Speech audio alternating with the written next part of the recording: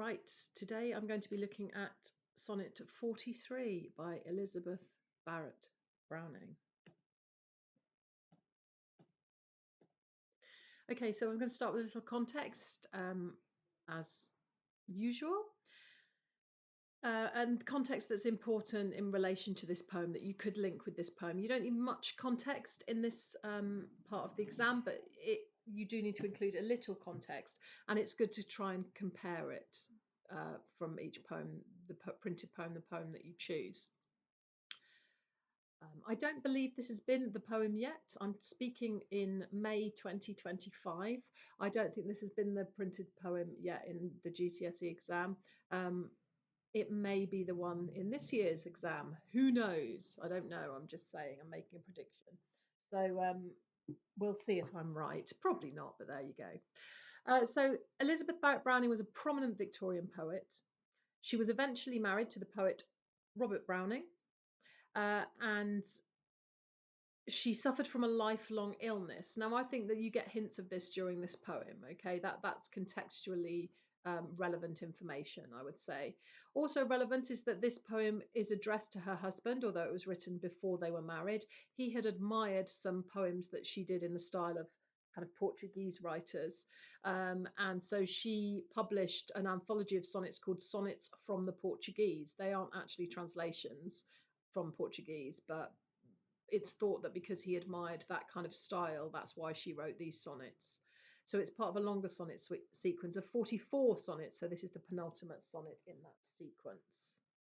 So what you do need to know structurally about this poem, it is obviously a sonnet, but it is a Petrarchan sonnet rather than a Shakespearean sonnet. They have different they're all sonnets are 14 lines, but these have different kind of rules that they follow in their structure. Um, this is Petrarch was a very famous Italian writer, and so the sonnet was named after him because he wrote a lot of sonnets, and that was called the Petrarchan style, just as Shakespeare wrote a lot of sonnets. So our English sonnet style is called Shakespearean. Um, okay, so a Petrarchan sonnet is usually structured. It is written as one stanza, but the structure is usually an octave, so 8 lines, which have a certain pattern of rhyme, and then followed by a sestet, 6 lines, which have a certain pattern of rhyme. And this is usually how a Petrarchan sonnet is set out. So the words octave and sestet are important here. In this part of a sonnet, traditionally, there's the turning point, the volta, as they call it, because it is an Italian sonnet form. So, quite often, when people are writing in Petrarchan sonnets, they will possibly pose a question in the first 8 lines and then answer it in the last 6, or start one kind of point of view in the first 8 lines and then turn it around a little bit in the last 6. And it's kind of up to you, and I guess me as well in this video, to kind of think about what you think the volta is. What is there a volta? Is there a turn in this poem in terms of does the tone shift after the first 8 lines, after the octave? So it has got a strict rhyme structure because sonnets always have. So ways, height, sight, grace, and yes, grays and ways, that's going to rhyme together. Days as well, candlelight, right, and then praise. So most octaves of Petrarchan sonnets are written with this pattern, which is basically ABBA, ABBA, ABBA, ABBA. And this one is no exception. Okay, so strict rhyme. And then the last 6 lines can vary a little bit, but in this case, we've got use. Let's start again as if this is a new complete verse. Okay, so use, faith, and lose, breath, faith and breath, faith, breath, faith, breath. I think they're supposed to rhyme as well. Sometimes you have to really think about, I mean, you think about accents and things like that. Things will rhyme depending on what accent you're in. And I think faith and breath is supposed to rhyme in this thing. Choose and then death. So the last 6 lines here are A, B, A, B, A, B. So it's alternate rhymes at the end. So whatever pattern it is, it's a strict pattern. So this has a very regular rhyme. A sonnet is like a poem in a cage, I always think. You've got really specific rules. It is tightly controlled. That's why they're so hard to write. Usually there's their iambic pentameter as well. Um,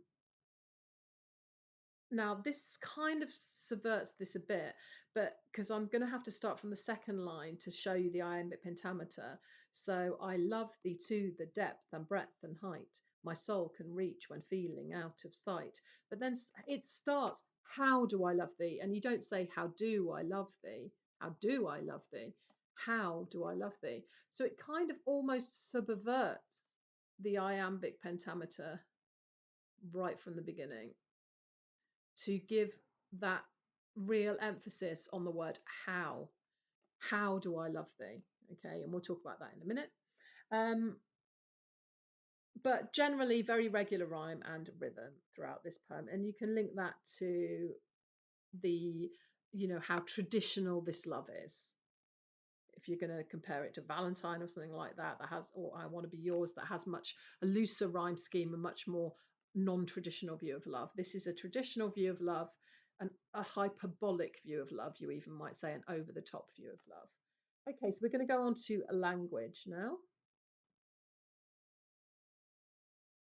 I've just realised that this, don't bother looking at this. That's left over from a previous slide. This isn't by Keats. Please ignore.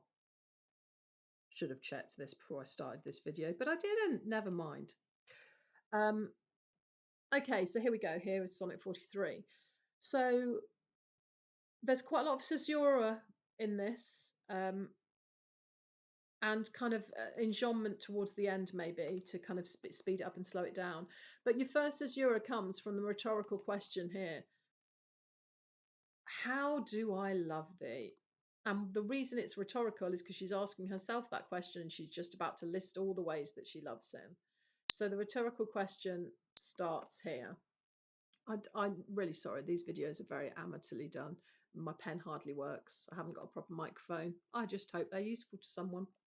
And then you've got an exclamative kind of phrase here. Let me count the ways, like almost suggesting that she can't possibly count the ways because there are so many. So it's a joyous and over-the-top statement. Joyous and over the top. Of course, you want to use as much academic language as you can. So we're going to say hyperbolic. Remember hyperbole, meaning just exaggeration. Well, when this pen lets me write an O, I will anyway. There we go. Thank you so much. Okay, and now she starts listing the ways that she loves him. Obviously, this phrase is repeated at the beginning of a lot of the lines. And remember, when a phrase is repeated at the beginning of several lines of poetry, it is called anaphora, or some people say anaphora. I say anaphora, but who cares how you say it? That's how you spell it, and you've got to write it down. Okay, so I love thee to the depth and breadth and height my soul can reach. So you've got a metaphor here, obviously. Oops, sorry.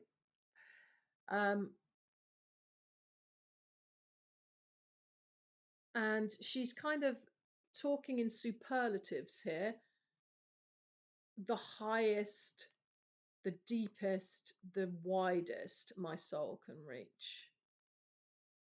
And also you could talk about a triplet of superlatives here. The height, depth and breadth and height my soul can reach. When feeling out of sight for the ends of being and ideal grace. So here, Barrett Browning kind of personifies abstract nouns by giving them a capital letter as if they were people and that they were their names. The ends of being. She's talking, this whole poem is full of hyperbole, exaggeration. She's talking about I love you to infinity, to the ends of being, an ideal grace. So really, the ends of being an ideal grace, if you're a Christian, as she was, she's talking about God. Okay. I love you as much as God, which is almost quite a blaspheming thing to say. Blasphemous, I could have said, thing to say. So there's a technique called apotheosis when you liken someone to a god. Okay. It happens in Romeo and Juliet when Romeo talks about Juliet being a holy shrine and a goddess, etc., etc. Shakespeare is using apotheosis, and here again, Barrett Browning uses apotheosis to suggest that her to-be husband, Robert Barrett Browning, is a god to her. Although I'd be careful about, even though we kind of know this was written for her husband, still say the persona in the poem rather than saying Elizabeth Barrett Browning feels this about her husband.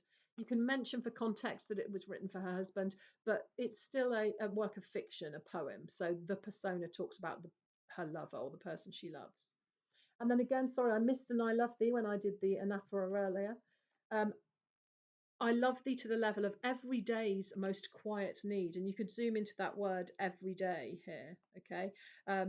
In she always loves him. And she goes on to use some juxtaposition here of contrasts. Of course, sun means the light that is the natural light during the day, and candlelight is the artificial light used at night when Elizabeth Barrett Browning was around because there was no electricity. So she's talking about that she loves her lover from by day and by night. So to show the contrast of the day and night, and how she loves him regardless if it's day or night. And then you've also got another kind of triplet here, a triplet of reasons why she loves him or how she loves him. And this is possibly where the Volta comes, because she is being very righteous and pious, you might say. That kind of means good in a religious way, very pious and religious. I love thee freely as men strive for right. I love thee purely as they turn from praise. And then she mentions passionate right at the end of the octave here, where the Volta is. So maybe it kind of turns to passion and the physical here after talking about a very idealized and internalized view of love. So I love you. Think about those three images: freely, purely, and then with the passion. Okay. So as men, meaning mankind, strives for what is right, also strive, that word trying to reach towards it. She's trying to reach for his love. Okay. Um, she loves them as freely as men can do that. As purely as when you turn from praise, you are being humble, you're not being conceited. Your love is pure, it is not for anyone else's sake, it is just for its own sake. It's a pure kind of love. But then you might almost say that purely and passion here is a contrast or juxtaposition. Okay, so she wants both things within the relationship. Sorry, let's try and get this to work again. So there's a mixture of purity and passion within what she feels for him. And then she talks about how I love thee with the passion put to use in my old griefs. And there's a big caesura here because there's an ellipsis. Okay, so it gives us pause to think about what are her old griefs. Perhaps she's talking about the fact that she's always been quite ill and she was ill in childhood. Perhaps she's talking about the fact she's had a lot of suffering in her life. Is she talking about that? Is she talking about previous relationships that she might um, have suffered in? And she's saying all of those. I love you with the passion I put into all of those things. I love you with that passion now. And she talks about her childhood's faith. Again, a childish faith is innocent and pure, isn't it? But she's almost talking about God again, linking him with God because she has faith for him now.